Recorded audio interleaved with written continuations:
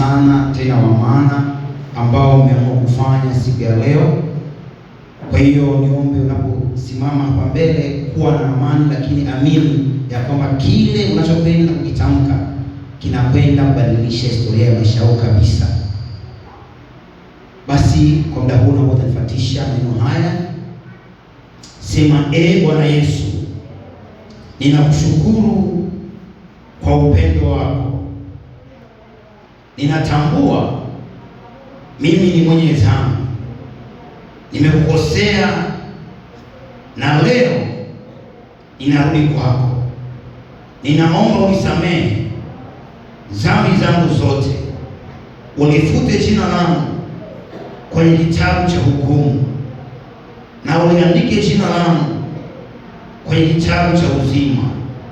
Kuanzia sasa ninamkataa shetani na kazi zake zote.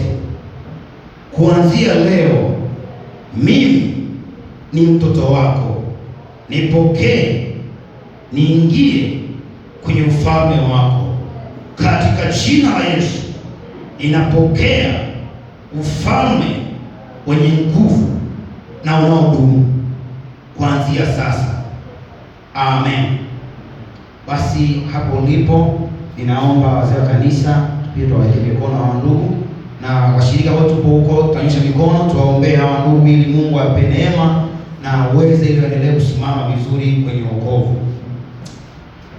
Baba, katika jina la Yesu Kristo wa Nazareti aliye hai, ninakushukuru kwa maana wewe ni mwema, wewe ambaye umesema ndugu hawa na leo wameamua kuamini na upokee kwamba uingie ndani ya mioyo yao. Nasema asante Yesu, nasema asante Roho Mtakatifu, na achilia neema ya kukua katika wokovu, neema ya kupenda zaidi, neema ya kuishinda dhambi, neema ya kutembea katika ushindi, katika jina la Yesu Kristo wa Nazareti hai. Na kila roho za giza na kila mamlaka za kuzimu hazina mamlaka juu yao, hazina mamlaka ya maisha yao, hazina kwa maisha yao, katika jina la Yesu, katika jina la Yesu, katika jina la Yesu. Ninayewachilia ule moto Roho Mtakatifu, ninayewachilia moto Roho Mtakatifu, ninaachilia moto Roho Mtakatifu, kila ufalme, kila nguvu, kila mamlaka, nikaachie maisha yao, nikaachie maisha yao, nikaachie maisha yao, nikaachie maisha yao. Achia maisha ya huyu, achia maisha yake, achia maisha yake, achia maisha yake, achia maisha yake, achia maisha yake, katika jina la Yesu.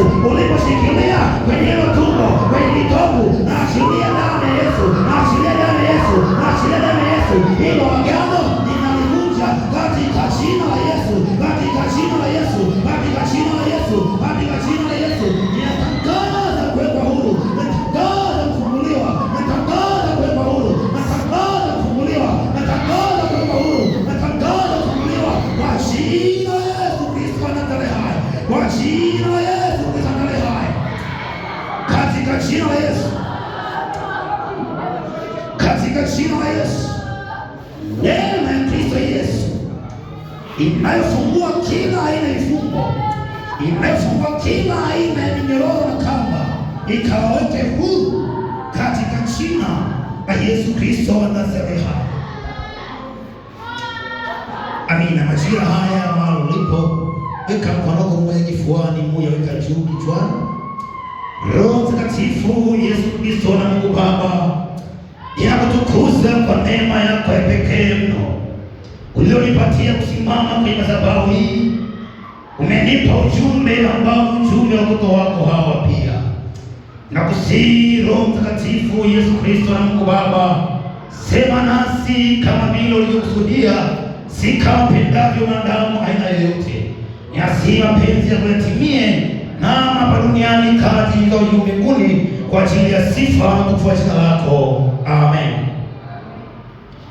Amina. Bwana Yesu asifiwe. Kwa wale ambao wasionifahamu, jina langu ni Neema Mgeni. Nimeokoka na mpenda Yesu kwa neema ya Mungu, ni mtoto wa mahali hapa. Kipekee napenda kushukuru Mungu kwa kunipa neema nafasi ya kusimama tena mbele yako asubuhi ya leo, lakini pia pekee nirudishe shukrani hizi kwa baba yetu mchungaji Reverend Msoke pamoja na uongozi wa kanisa kwa kuniamini na kuona kwamba siku ya leo nisimame kusema na kanisa kila ambacho Mungu anatamani kusema nasi.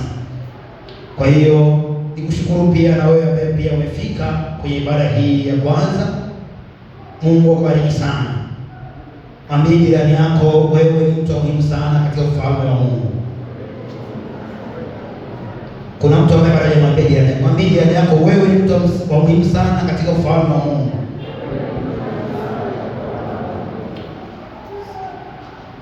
Amina. Tutazungumza pamoja maneno ya Mungu na ninaamini ya kwamba Mungu atakwenda kusema na wewe, atakwenda kukuponya, atakwenda kufungua kwa namna isiyo ya kawaida. Ujumbe ambao Mungu amenipa kusema nawe asubuhi ya leo unasema imani siri ya maisha ya ushindi. Imani siri ya maisha ya ushindi.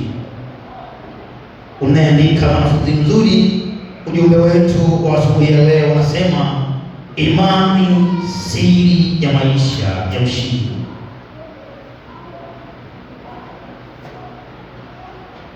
Mwana wa Mungu uliyeko mahali hapa unanisikiliza majira haya, natamani niseme na wewe kwamba katika maisha ya Kristo awaye yote ambaye alikubali kumwamini Yesu Kristo au ni Bwana na Mwokozi wa maisha yake, imani ni msingi mkubwa. Imani ndiyo ambayo ni basi ya ushindi wa kwangu na wa kwako. Nje ya imani, nje ya kuilinda imani, nje ya kutembea katika misingi ya imani, mimi na wewe ambaye tumeokoka hatuna ushindi katika haya maisha haya. Na imani ndiyo kitu pekee ambacho kinatupa kushinda, hasa katika ulimwengu huu tulionao ambao umejaa changamoto nyingi, ambao umejaa maneno mengi, umejaa mambo ya kila aina. Pasina imani thabiti hatuwezi kushinda. Nikaambia mtangulizi wangu kwamba imani ni msingi wa maisha ya Kristo. Bila imani haiwezekani kumpendeza Mungu. Ushindi wa Kristo haupatikani kwa nguvu za mwili, kwa elimu, kwa maarifa, kwa fedha au cheo, bali kwa kumwamini Mungu na kutembea katika ahadi zake. Hapo ndipo ambapo mwamini unaweza ukapata ushindi. Fedha zako, elimu yako, nafasi ulionayo haiwezi kukupa ushindi. Namshukuru Mungu kwa sababu hata asubuhi ya leo waimbaji walikuwa wakiendelea kuhubiri pamoja nao. Mtumishi wa Mungu Jonathan Jaraza akasema kwa Mungu bado inawezekana. Haijalishi umeambiwa maneno ya namna gani, haijalishi ya kwamba umekaa katika hitaji hilo kwa muda gani, lakini akasema jambo ni moja tu, imani yako mbele ya Mungu. Haleluya! Imani yako mbele za Mungu ndiyo ambayo inaweza ikaamua hatima ya maisha yako, ndiyo ambayo inaweza yakupa ushindi au ikaamua ya kwamba wewe uishie mahali ambapo yamkini kwa fikra zako unafikiri ya kwamba ni mwisho. Mungu hufanya kazi kupitia imani ndani ya watu wake. Imani ndiyo ambayo Mungu anafanya nao kazi, anaitumia kufanya nao kazi ndani ya watu wake. Na kila ushindi tunaoona katika Biblia ulitanguliwa na imani, na miujiza mingi tuliyoiona imebebwa na imani. Kwa hiyo natamani tengeneza msingi huu asubuhi ya leo. Natambua unayo imani, sijatambua ni kiwango gani, lakini kila muujiza unaoona, kila muujiza uliowahi kusikia nyuma yake kuna siri inayoitwa imani. Haleluya! Mafanikio ya mtu yoyote ambaye unamuona ametoka hatua moja kwenda hatua nyingine, nyuma yake kuna msingi, kuna siri moja iliyojificha inayoitwa imani. Na imani hiyo inategemea kwamba anamwamini nani. Jina la Bwana libarikiwe. Haleluya! Na sisi wana wa Mungu tuliokombolewa, natamani asubuhi ya leo nikwambia kwamba niseme nao ya kwamba yani siri ambayo ipo, ambayo kini ulikuwa unaijua lakini unaipuuza, ambayo inaweza kukufanikisha, inaweza kukupa ushindi kwenye vita unaopitia, inaweza kupatia njia kwenye changamoto unaopitia, ni imani pekee. Na imani hiyo haipo kwa mganga, haipo kwa fedha, haipo kwenye nyumba yako. Imani hiyo ipo kwa Yesu Kristo wa Nazareti pekee yake. Ukiwekeza imani yako kwa Yesu, lazima utapata ushindi, kwa maana kwake ndiko ambako kuna vyote, na Yesu Kristo yeye ndiye asili ya vyote. Haleluya, haleluya, jina la Bwana libarikiwe sana. Kwenye kitabu cha Korinto wa pili 5:7 anasema ya kwamba tunatembea au tunaenenda kwa imani, wala si kwa kuona. Wale wana wa ufalme, wale wana ambao tumekombolewa na Yesu, maisha yetu hayatakiwi yazingatie, yatazame yale ambayo macho ya damu na nyama yanavyoona.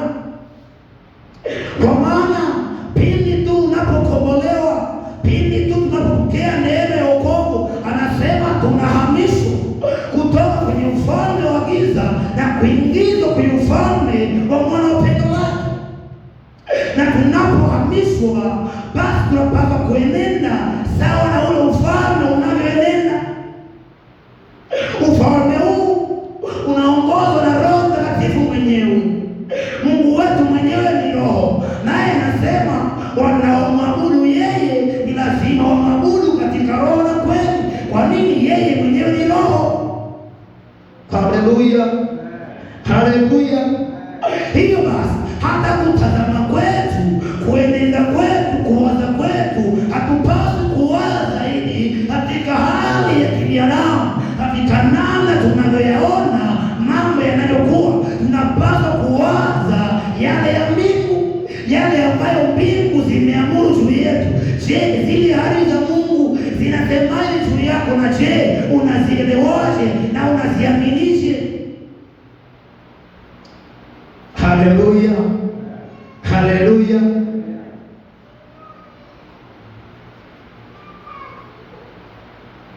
Ukiangalia maana imani, maana ambayo imezoeleka zaidi, lakini siku ya leo naomba usiizoee, uipokee kwa namna nyingine. Maana kuna namna ambavyo Mungu anatamani kuhamisha mtu mmoja kwenye hatua moja kupeleka hatua nyingine. Kitabu cha Waebrania sura ya 11 na ule mstari wa kwanza ni maandiko ambayo unayefahamu, lakini naomba kusomea muda huu. Waebrania 11 na ule mstari wa kwanza ndio wanasema, basi imani ni kuwa na hakika ya mambo yatarajiwayo, ni badala ya mambo yasiyoonekana. Imani ni kuwa na hakika ya mambo yatarajiwayo, yale mambo ambayo wanasema yasiyoonekana katika hali ya damu na nyama, ambayo kwa wakati mwingine macho yako yakitazama kuangalia, mfuko wako ukitazama kuchungulia, unasema kwamba hapana, hili hauwezi. Lakini ukiwa na imani juu ya Yesu wetu, unasema hapa inawezekana. Pale ambapo unaambiwa ni mwisho, imani inakwambia hapa kuna upenyo. Haleluya! Hiyo ndio maana imani, kuwa na hakika, kuamini, kutambua, kukiri ya kwamba hapa napita, hata kama kuna wengine wameshindwa, lakini mimi ni mwana wa Mungu, mimi ni mwana wa mfalme. Haleluya. Lakini pia maana nyingine ya imani, nikasema imani kuona kwa macho ya rohoni kabla macho ya mwili hajaona. Imani ni kuona kwa macho ya rohoni kabla macho ya mwili hayajaona. Ndiyo imani. Lakini pia nikasema maana nyingine ya imani, nikasema imani ni mlango anaotumia Mungu kwa ajili ya kuwatoa watoto wake katika shida na mahitaji mbalimbali.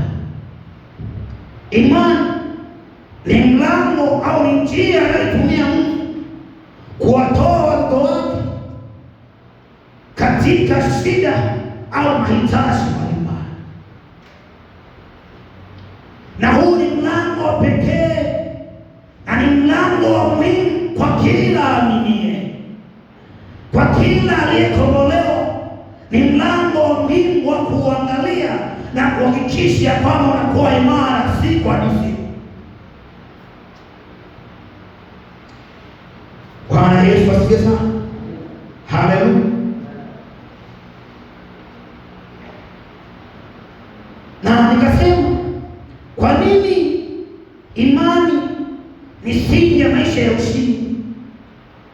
Kwa nini imani ni siri ya maisha ya ushindi? Kwa nini nakufundisha imani kama siri ya maisha ya ushindi? Najua kuna mtu anajiuliza, kwa nini asingesema fedha? Kwa nini asingesema nyumba? Kwa nini asingesema elimu? Lakini anazungumza kwa habari ya imani juu ya huyu Yesu wetu mwema. Kwa nini? Nikasema jambo la kwanza, imani humleta Mungu kazini. Jambo la kwanza, kwa nini imani ni siri ya ushindi kwenye maisha yetu? Imani ndiyo kitu pekee ambacho humleta Mungu kazini. Ukisoma kitabu cha Waebrania sura ya 11 na mstari wa 6, maandiko yanasema hivi: lakini pasipo imani haiwezekani kumpendeza, kwa maana mtu amwendee Mungu lazima aamini kwamba yeye yuko na kwamba huwapa thawabu wale wamtafuta. Jambo la kwanza, imani humleta Mungu kazini. Yaani kwenye hitaji lako, kwenye changamoto unaopitia, jambo la kwanza linaloweza kumleta Mungu kazini, linaloweza kumruhusu Mungu aingilie kati, ni imani yako kumwelekea yeye. Anasema hivi, lakini pasipo imani haiwezekani kumpendeza yeye. Na anasema hivi, anahitaji ya kwamba kila amwendeaye aamini kwamba yeye yupo, na sio kwamba yupo tu. Anasema yeye yupo, lakini pia huwapa thawabu wale wamtafutao. Anasema huwapa thawabu. Anasema hivi, huwajibu maombi yao. Anasema hivi, huwapa mahitaji yao wale wamwombao, ikiwa wameenda mbele zake kwa imani, wameamini yeye yupo, na wakaamini ya kwamba lile hitaji wanalopelekea yeye ni Mungu ambaye ana nguvu, yeye ni Mungu ambaye anaweza, yeye ni Mungu asiyeshindwa. Anasema ukienda mbele zake, ukiwa umetambua siri hiyo, ukiwa umetambua ya kwamba wewe hauwezi, lakini unaye Mungu ambaye anaweza, lakini ukatambua ya kwamba unaye Mungu asiyeshindwa jambo, anasema anakupatia. Sio watu naelewana? Haleluya. Haleluya. Anasema anakupa. Na ukienda pasipo imani, inamaanisha ya kwamba hapati. Jina la Bwana libarikiwe sana. Haleluya. Ainuliwe Mungu wetu ambaye anatupenda, ambaye anasema tukiamini tu yeye anatupa zawadi. Yeye anatenda katikati ya maisha yetu, katikati ya ndoa zetu, katikati ya familia zetu, katikati ya jamii zetu. Tukiamini kwamba yeye anaweza, yeye anaingilia kati. Hiyo ni jambo la kwanza. Jambo la pili, imani huushinda ulimwengu. Imani huushinda ulimwengu. Kitabu cha Yohana wa kwanza 5:4-5. Waraka wa kwanza wa Yohana 5:4-5. Neno la Bwana anasema hivi: kwa maana kila kilichozaliwa na Mungu huushinda ulimwengu. Isikilize tena. Anasema hivi: kwa maana kila kilichozaliwa na Mungu huushinda ulimwengu, na huku ndiko kuushindako ulimwengu, hiyo imani yetu. Hiyo ni imani yetu. Atamani pamoja na Mungu. Anasema na kila kilichozaliwa na Mungu kinafanya nini? Kinaushinda ulimwengu. Anasema na huku ndiko kuushinda ulimwengu, ambako hiyo ndiyo imani yetu. Mstari wa 5 anasema hivi: mwenye kuushinda ulimwengu ni nani? Isipokuwa ni yeye aaminie kwamba Yesu ni mwana wa Mungu. Haleluya, haleluya. Anasema hivi: na yeye aushindaye ulimwengu ndio nani? Ndio yupi huyo? Ambaye anaweza kushinda hofu, ambaye anaweza kushinda dhambi, majaribu mbalimbali, akamshinda shetani. Ndio nani? Anasema huyo ni yule aaminie kwamba Yesu ni mwana wa Mungu.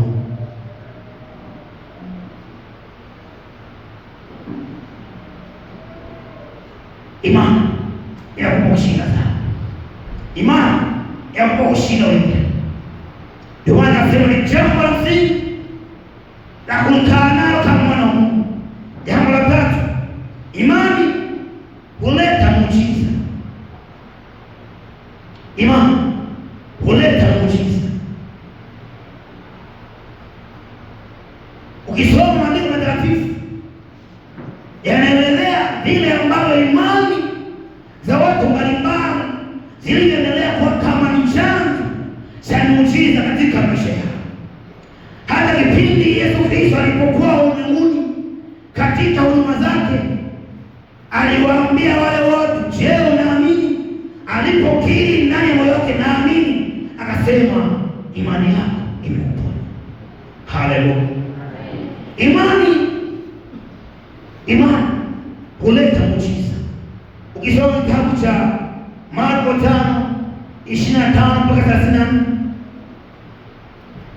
Marko 5:25-34. Kwa sababu ya muda wangu sitasoma, nitakwambia nama ninayosema. Maandiko matakatifu yanazungumza kwa habari ya mwanamke mmoja aliyetokwa na damu kwa miaka 12. Amehangaika na changamoto yake hiyo, amesumbuka huko na kule, pasina kupata muujiza, pasina kupata jibu la haja moyo wake. Lakini siku moja pekee mno aliyoamua kuamini ya kwamba huyu Yesu ambaye aponya wengine, huyu Yesu ambaye anasaidia wengine, na mimi ninaamini ya kwamba kwa kugusa tu pindo la vazi lake na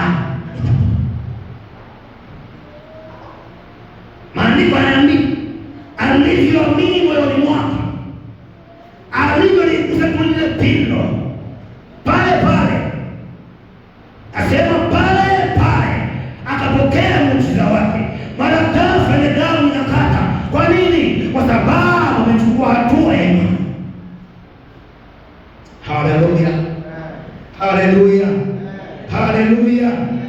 Alipokea uponyaji wake Hata asubuhi ya leo yupo mtu ambaye anaweza kupokea muujiza wake anapoamini tu ya kwamba Yesu ni Bwana, Yesu ni mwana wa Mungu, Yesu anaponya, Yesu anahuisha, anabadilisha maisha ya wanadamu, anabadilisha maisha yangu, ndoa yangu, familia yangu. Anayeamini hata leo anaweza kupokea.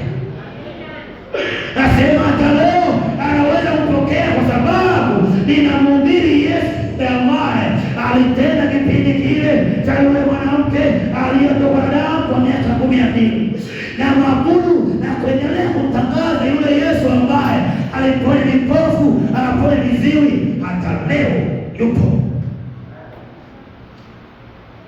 Nasema yupo na yupo tayari kukuponya.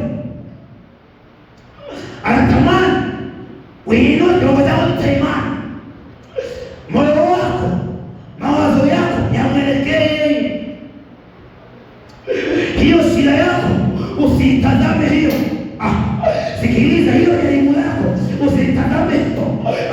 Hata kama ni umri gani umepita, ni miaka gani imepita, lakini nasema ya kwamba Mungu wetu hachanganywi na majira, hachanganywi na muda.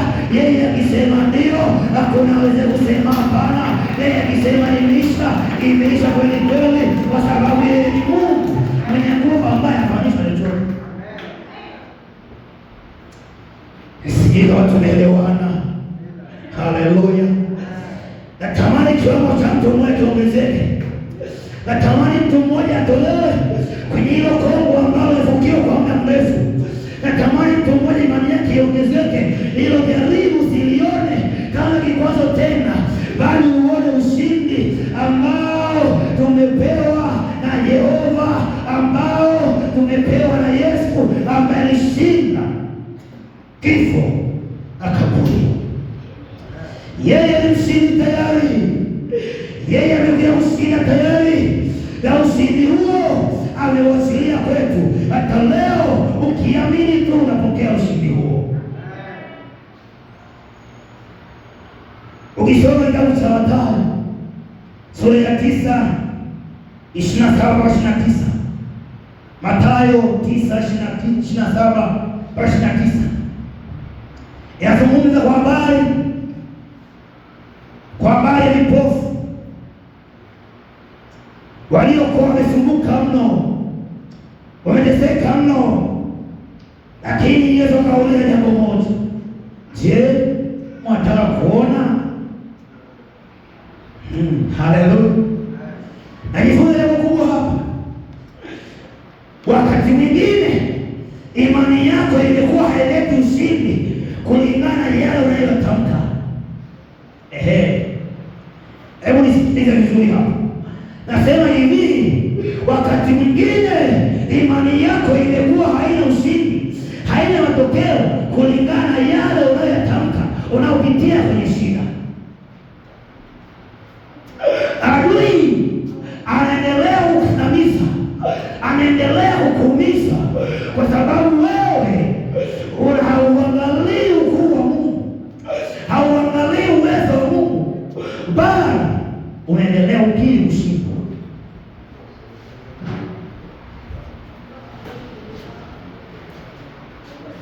Halo. Mwambie jirani yako, unapokutana na jaribu unatangulia kusema nini? Mwambie jirani yako aliye kulia na kushoto, mwambie unapokutana na jaribu unatangulia kusema nini? Je, unamuinua Mungu au unainua jaribu? Hebu muulize tena, mwambie, je, unamuinua Mungu au unainua jaribu?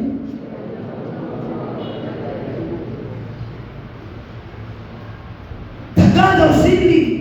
Hata kama unaona hakuna upenyo, sema hapa napita, kwa sababu ninaye Kristo Yesu ambaye alishinda kifo na kaburi. Ninaye ambaye jiwe lile alishinda kushikilia. Halo. Bwana asifiwe sana. Jambo lingine, imani hukuwezesha au humwezesha mtu kutembea juu ya mambo yasiyowezekana. Ndio maana kwa nini tunajifunza siri imani katika maisha yetu. Imani inaweza kusaidia kutembea juu ya yale mambo ambayo hayawezekani. Ukisoma kitabu kile cha Mathayo 14:28-31 utaona kwa habari ya Petro alipomwona Yesu akamwambia, na mimi natamani tembea juu ya maji. Akaambiwa njoo. Alipoamini alianza kutembea juu ya maji, kitu ambacho katika hali ya kawaida haiwezekani, lakini kwa sababu aliamini ya kwamba Yesu ambaye ametembea na mimi naweza nikatembea, alifanikiwa kutembea.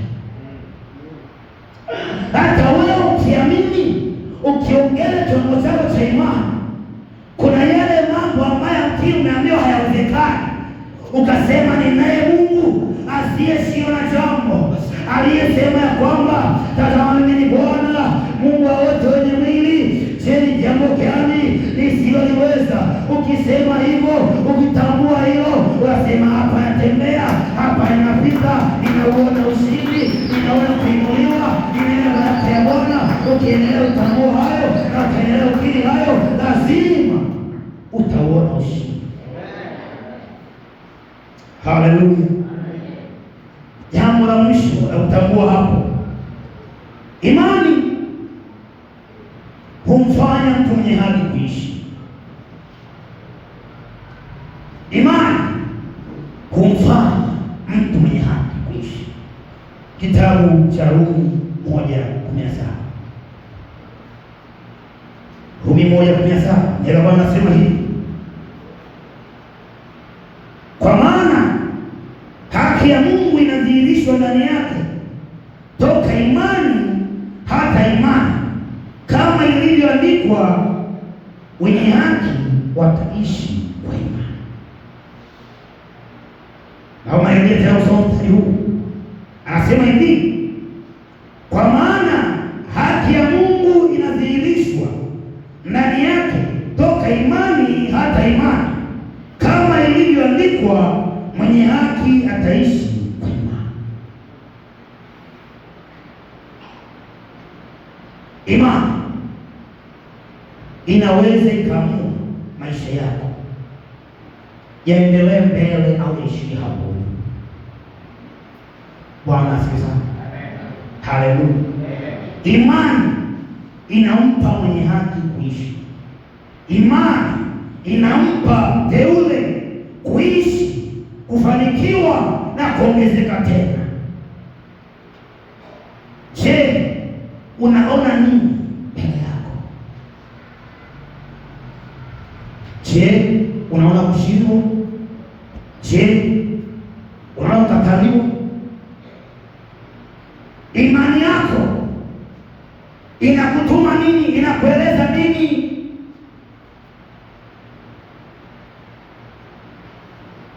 Ukitambua imani inampa mwenye haki kuishi, utatazama neno na hali ya imani kwa namna ya kipekee, na utaishi maisha ya kipekee, kwa maana wewe ni mwana wa Mungu.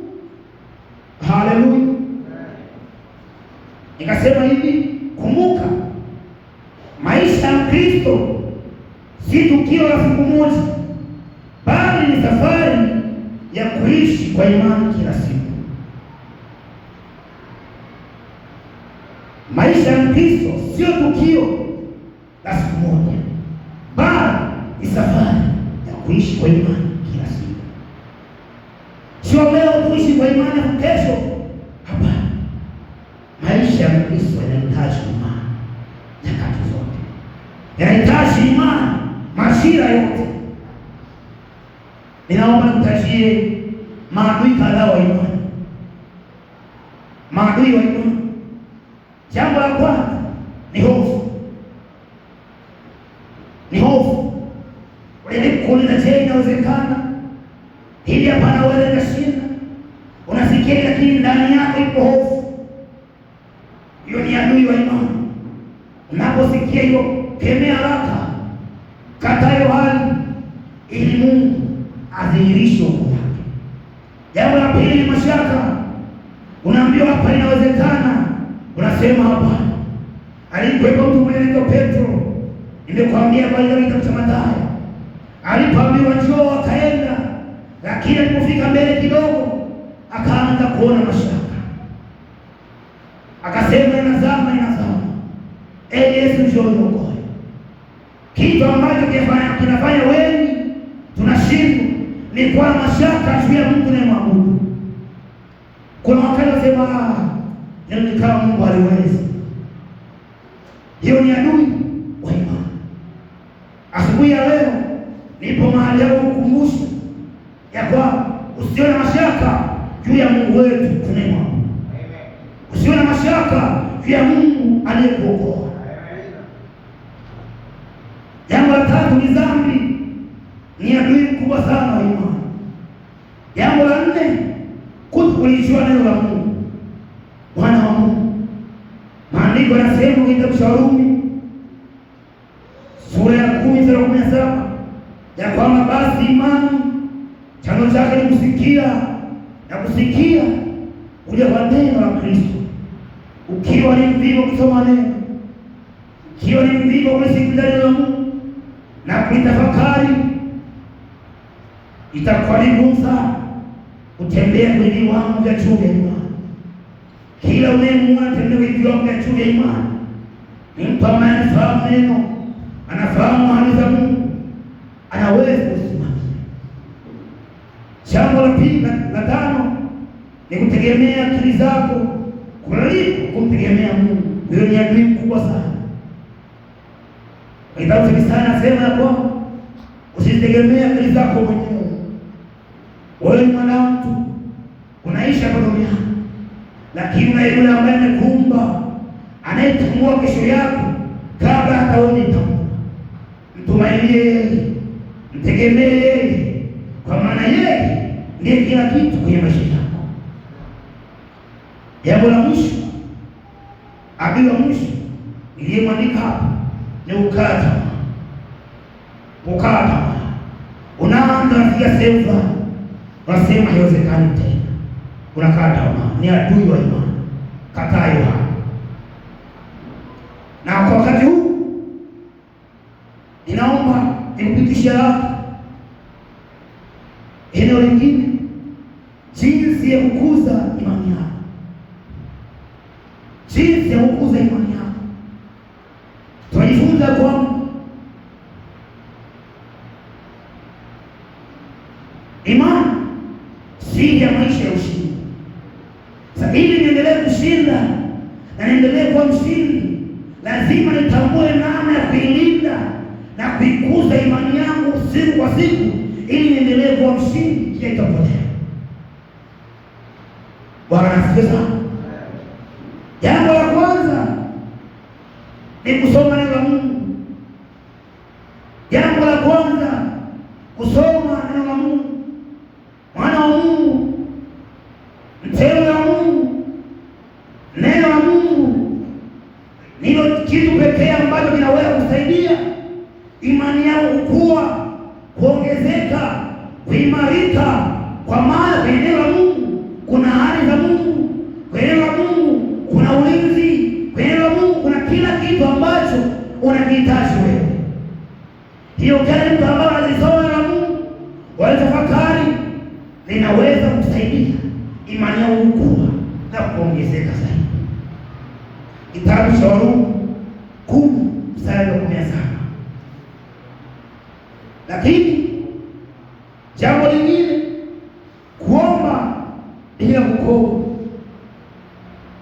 Kuomba bila kukoma ni jambo ambalo inaiongeza imani yako sana, inakuza imani yako sana.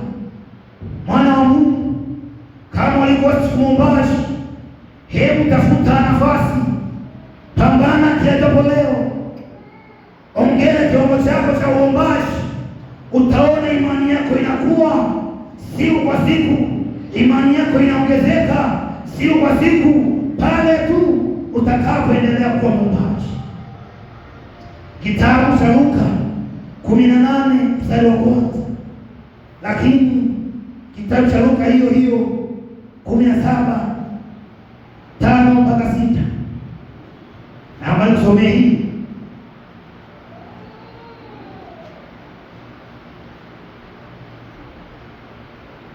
Luka 17:5-6 nasema hivi: mitume akamwambia Bwana, tuongezee imani. Bwana akasema, kama mngekuwa na imani kiasi cha chembe ya haradali, mngewaambia mkuyu huu ng'oka ukapandwe baharini, nao ungewatii. Hawa ni mitume wakaomba, akamwambia Bwana, tuongezee imani. Kitari kushirikisha ushindi zaidi kwa mwombaji. Omba, mwambie Bwana, ongezee imani ili niendelee kushinda. Kuna hili jaribu, naona siwezi peke yangu, nahitaji imani, niongezee imani. Naye Bwana mwaminifu atakusaidia. Jambo lingine ni kutii sauti ya Mungu, kutii sauti ya Mungu mwana wa Mungu. Na jambo la 4, kushuhudia matendo ya Mungu ambayo amekutendea. Ni jambo ambalo linainua, linakuza imani za wanadamu, linakuza imani za wateule wa Mungu. Tunamwona Daudi alipoona kwamba Mungu amemtendea, alipokuwa nyikani katikati ya simba dubu, akasema huyu. Hata alipokutana na Goliathi, akawaambia ndugu zake, akamwambia mfalme, yule Mungu ambaye anitetea alinishindia na dubu, akanishindia na simba. Hata kwa Mfilisti huyu asiyetahiriwa anaweza kunishindia. Je, unakumbuka ni mangapi Mungu amekuvusha? Mangapi Mungu amekutendea? Ni mangapi Mungu amekutetea na kushindia mpaka kufikia hapo? Shuhudia hayo. Na hata wakati mwingine unapokutana na jaribu, liambie hilo jaribu. Unapokutana na hitaji, liambie hitaji. Mungu alinipatia kitu fulani wakati fulani, hata hapa leo natambua naweza kunishindia. Alinitetea wakati ule, katikati ya vita ile, hata kwenye vita hii anaweza kunishindia. Sioni kushindwa, bali ninamwona Jehova aliyeniponya ugonjwa ule, hata ugonjwa huu pia anaweza kuniponya. Daudi alitambua hisi, alitambua silaha, akaenda kifua mbele, akaenda kwa ujasiri, kwa kujiamini mbele ya Goliathi.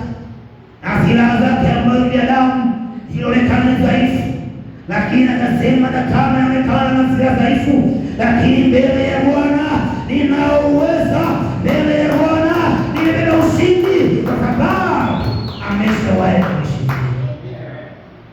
Changamoto ya kwako ni moja, tunapotendewa tunasahau. Mwambie jirani yako, anapokutendea Mungu usisahau.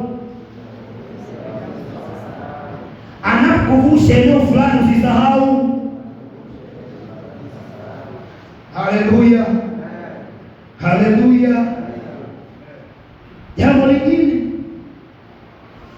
kushirikiana na wengine kwenye ibada.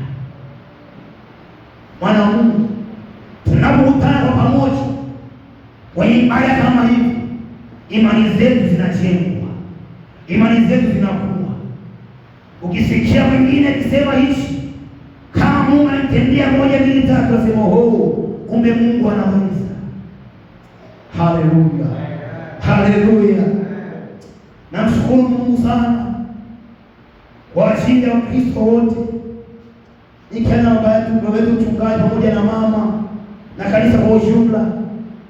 Siku ya Jumapili nilipeleka mbele za Mungu, mimi pamoja na mke wangu. Mungu mwema mwaminifu alipatia vijana wa kiume. Mungu ambariki sana kazi yako. Mungu anatenda kazi. tunapokutanika watakatifu mahali pamoja wakiomba, inawezekana. Natamani kuambia, tunapokutana kwenye hema ya Bwana, unapoambiwa fia kwenye maombi, fia kwenye ibada, fika. Hiyo hitaji lako, kutana na vijana na wenzako, omba pamoja nao. Mungu ni mwaminifu, anatenda. Bwana asifiwe sana. Haleluya, haleluya. Wakati nahitimisha, naomba usimame. Naomba usimame.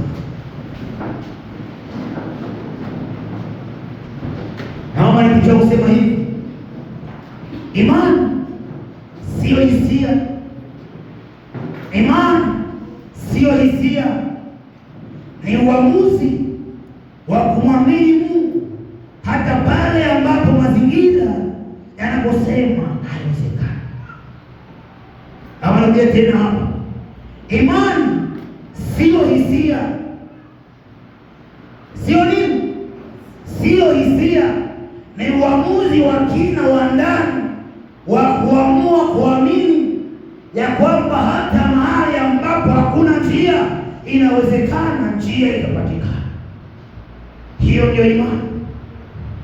Kasema, kumbuka, ushindi wa Mkristo bali ukubwa wa imani ya Mungu ndani yake. Inaomba nirudie tena hapa.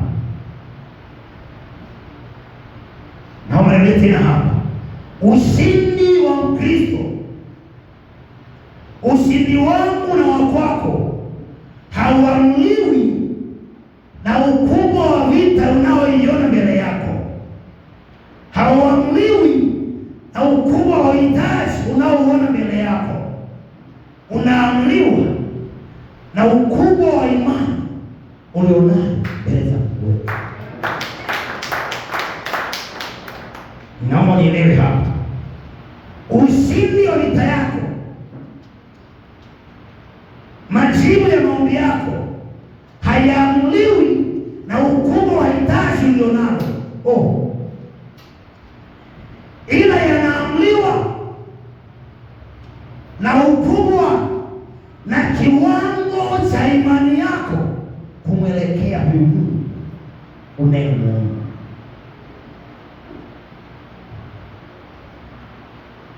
Kwa kusema haya,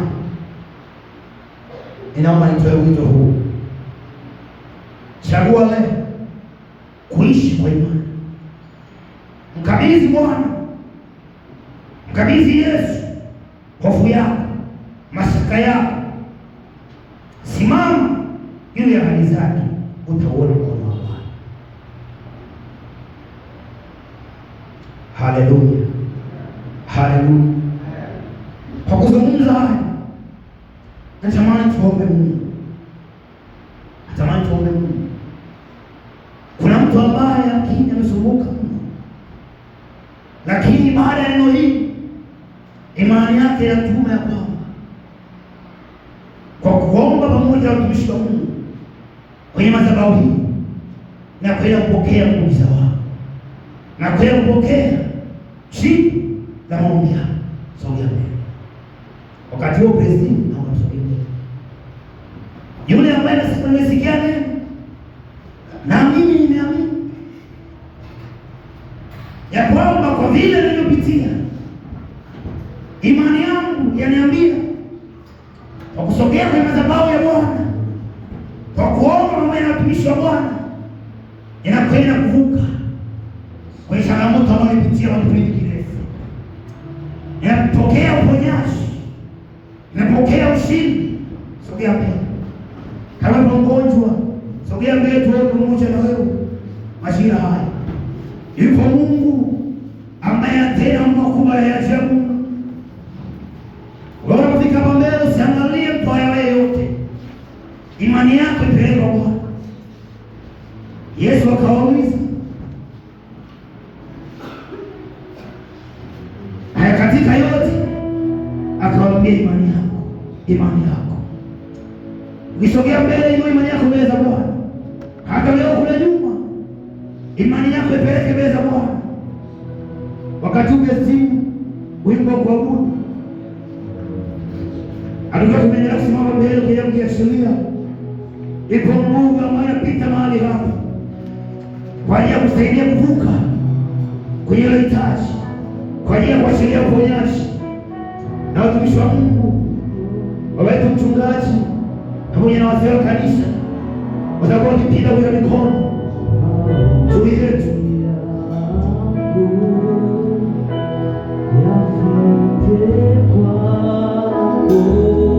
Yashiria tumeza Bwana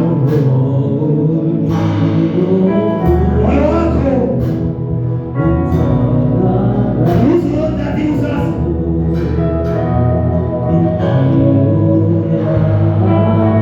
Hata kama kwa muda mrefu uyapata majibu, imani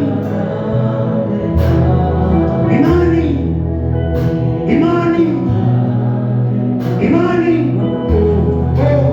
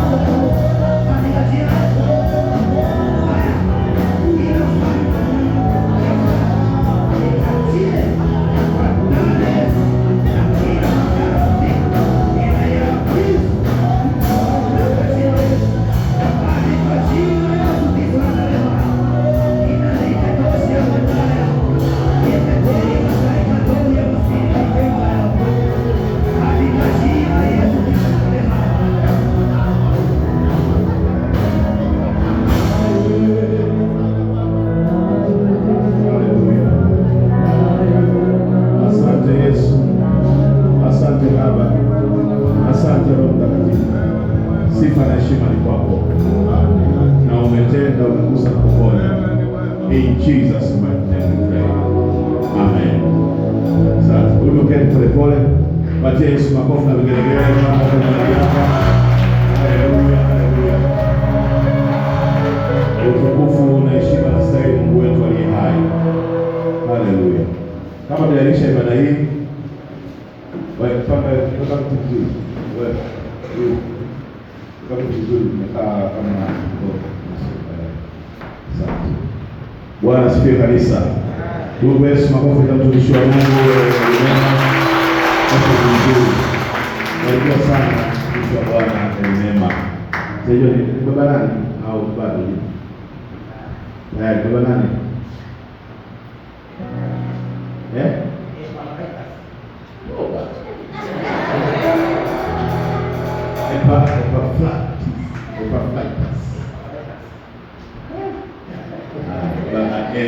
Unaweza kusema epa, si ndio? Kaisha kwenye epa. Huko mbele Kigiriki, hiyo lugha ya Kigiriki epa fais. Kwa hiyo bishop kwenye epa inatosha, baba epa. Haleluya, ubarikiwe. Asante kanisa, sababu mliomba hapo kwa ajili ya mtumishi wa Mungu neema na mke wake.